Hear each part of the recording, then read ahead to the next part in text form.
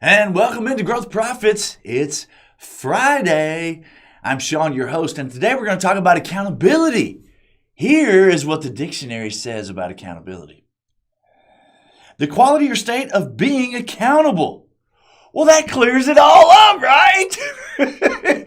We're going to talk about what it is, why it's important, and what you can do about it. Stay with us. Hi, folks. I'm Sean Crabtree. And I'm Cameron Bailey. You got one shot at this life. Why would you not make it the best that it can be? This show comes to you weekly about happier clients, better results, making more money, and enjoying the ride. Let's get started.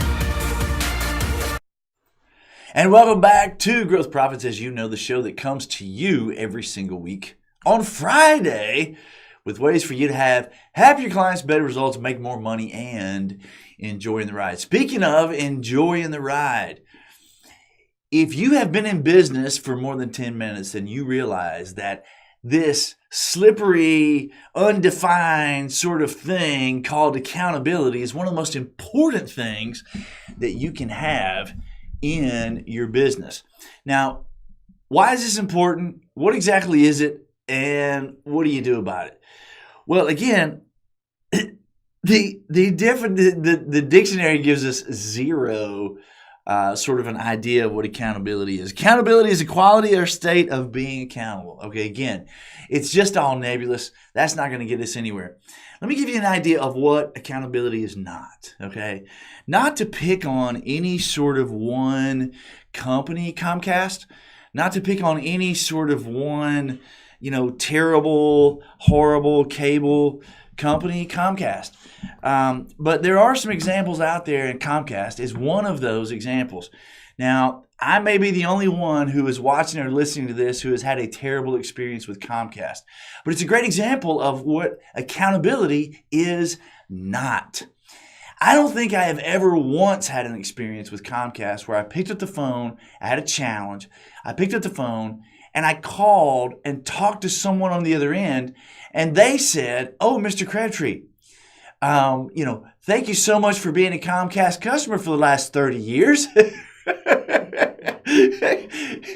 I'm so sorry you're having that trouble. You know what? I can fix that for you right now." I've never had that happen. Instead, what I get is somebody who answers the phone, who connects me to somebody else, who tells me it's the wrong department. They don't know anything about it. They connect me to the other place.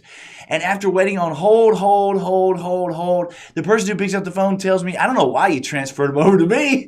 This is the wrong department. You need to talk to such and such." And this goes on and on and on. And then I put my foot down and I go, "Wait a minute. Like you guys have given me the runaround here. Who can actually help me with this?" And the response is, "You know what, sir? I only deal with fill in the blank.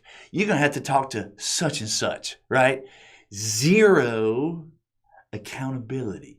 So let's dive into this. Now, if you as an entrepreneur, right, Comcast, they have a monopoly or at least a duopoly. They have a chunk of business. They are a major corporation. They can have terrible accountability, zero accountability, and still survive and make money. But you and I as entrepreneurs cannot survive that kind of thing because as a small business, word travels and it will kill you. Accountability is your number one thing. Now, that's on the customer side. Let's take just a minute or two and talk about it on the in your business side, right? Accountability is the thing that helps the people on your team understand where it is you're trying to go, how it is that they can drive to that place, and they're owning that particular thing. That didn't make any sense. Let me back up.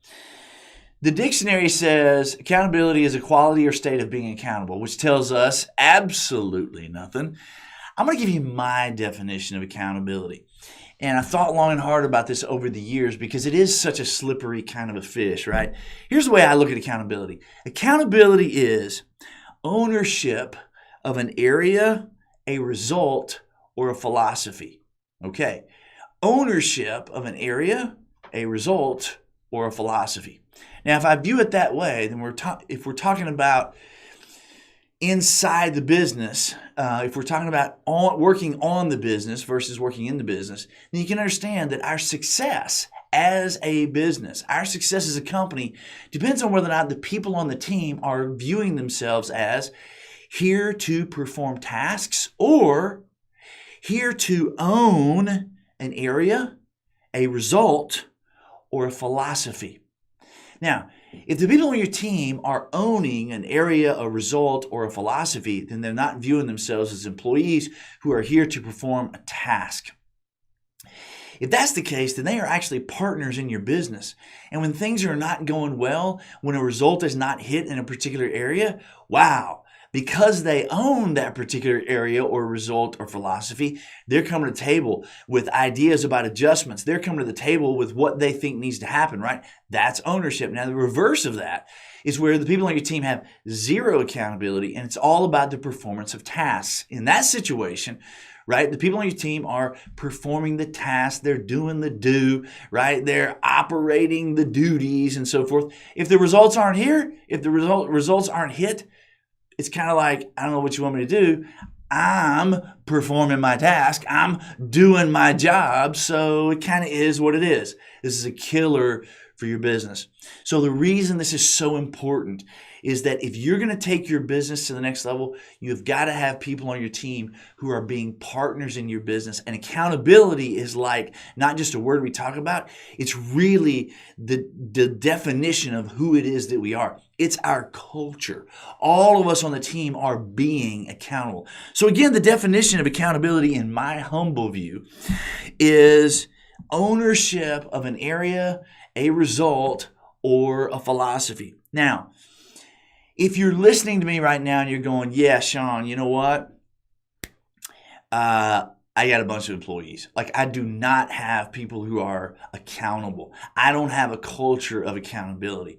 And so the business is okay. Like, we're surviving, we're paying the bills, but I'm choking because at the end of the day, every single ounce of ownership and accountability comes to me as the owner of the business. And Sean, I can see myself not enjoying this ride over the long haul. I can see the stress catching up with me. I can see that down the road, I'm not going to be able to keep up this pace forever. Not to mention the fact that because I realize that there is a bunch of employees on my team and there's no accountability, I realize we are not even coming close to reaching the full potential of the results that we could hit. Well, number one, I would say this. If that's where you are, you're not alone. As a matter of fact, I would say that about 70% of entrepreneurial business, this is not a scientific stat. I'm just telling you, based on my experience over the last 30 years and working with people in all sorts of industries, my experience is that about 70% of businesses have zero accountability except for the person who owns the business, the entrepreneur who started the business. So you are not alone if that's the way, if that's what you're experiencing. And frankly, I believe that's why most entrepreneurs burn out. They burn down, they run out of energy, and they don't hit their results long term. So if you're in that 70% and you want to be in that 30%, there's some things that I believe you can do to make that switch. It's not going to happen overnight. Let me say that again. It is not going to happen overnight. And it's not something that you can just have a focus on like a flash in the pan and then be done with that focus. It doesn't work like that. You have got to switch in your mind. This is before we even get to the steps. Number one thing is you have to switch in your mind that my role is I'm not only trying to have happier clients and better results and make more money. I'm trying to do this in a way that I can enjoy the ride over the long haul and we can maximize all those areas and I'm not killing myself in the process. If you realize that, then you realize that your long-term focus is to create a team of people who are accountable and a culture of total accountability. And when you make that focus, it's going to be what you're focused on from here on out. As an entrepreneur, that is your focus, right? Everything else stems from that. All your results, your client, your happy clients, your money, like everything, your ability to enjoy the ride stems from this thing. If you come to that realization, there are three things that you can do with that focus. Number one, if you want to have the people on your team be accountable, if you want to create a culture of accountability, number one, you have to address the obvious. Now, this may go without saying, but you know what? It's not something that happens by circumstance. Addressing the obvious means this very specifically. When there's a challenge or concern, you can't put your blinders on and be focused on continuing to work in the business. When there's an issue, maybe a result that wasn't hit, you've got to see that as an opportunity, and you got to come to that person and you have to address it. Here's the key. Addressing it does not mean dressing somebody down. Addressing it does not mean making them feel terrible or blaming them because they didn't hit a result. That's not what this is about. Okay, addressing the obvious means eliminating right and wrong from the conversation. Sit down with this person and address it. It might go something like this. So I noticed that we didn't hit this in this particular area, that we didn't hit this result in this particular area. So how is it that you perceive sort of what happened there, right? Where's the issues? You're looking to create a mindset of the people on your team to where it's not about blame, it's not about right, it's not about wrong. If we didn't hit a particular result in an area, you want the person on your team that you're talking to and everybody else on your team to look at our business as, hey, it's a series of adjustments, right? It's a series of adjustments. What I mean by that is addressing the obvious comes from the standpoint of blame doesn't exist, right and wrong doesn't exist. It's all about us together partnering, trying to get to a place. And when it works, we celebrate. And when it doesn't work, it's not about blame. It's about, hey, we need to make an adjustment. And as the captain of the ship, I need to make that piece exciting. I need to make looking for the adjustments, finding the adjustments and making the correction. I need to make that fun. It's not dressing down. It's not calling somebody out on the carpet. It's bringing somebody in and having a conversation about, hey, where does the adjustment need to be made? Not in a blame, you did something wrong, but in a, hey, what can we learn kind of a way. So what we're talking about is accountability, which I define as ownership of an area, a result, or a philosophy.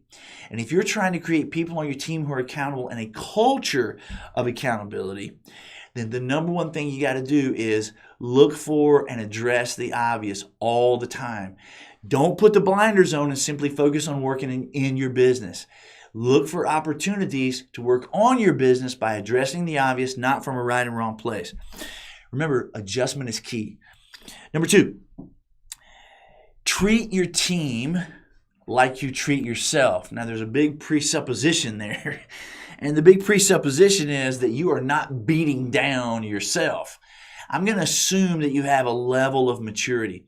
And as an entrepreneur, you mature very, very quickly. You learn in the first little bit of running your business that you don't have all the answers. So you scrape your knee, you bump your head, you get a few scratches. And so you realize what we talked about earlier, it really is a series of adjustments. And so if I understand that, number 2 is I want to treat the people on my team like I treat myself. When I goof it up, I go, hey, what's the thing I can learn from this? And that's the way you need to approach it with your team.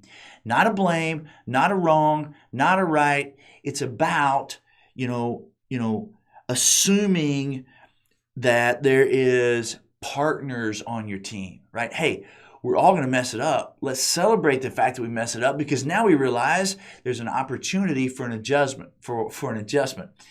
If this becomes a blame scenario, or if treating the people on your team comes across as beating them over the head because a particular result didn't happen, they're going to view this as they're wrong. They're going to lose all sense of fulfillment. They are not going to be encouraged to be a partner in your team. The very thing that you're trying to create, which is ownership, is going to go away. It doesn't work.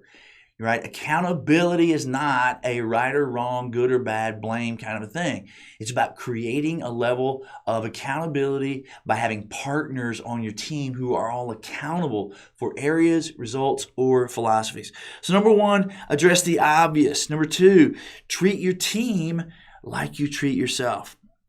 And the number 3 big thing here is make the main focus the main focus. And the main focus is if I'm you as an entrepreneur, and this is the thing I've learned over the last 30 years in business, the best thing I can do is treat the people on my team as partners. So I kind of view myself as a partner in the wheel of the other partners who are here with me. Now, the opposite of that is I'm viewing myself as an entrepreneur way up here, and I got all these people who are down here.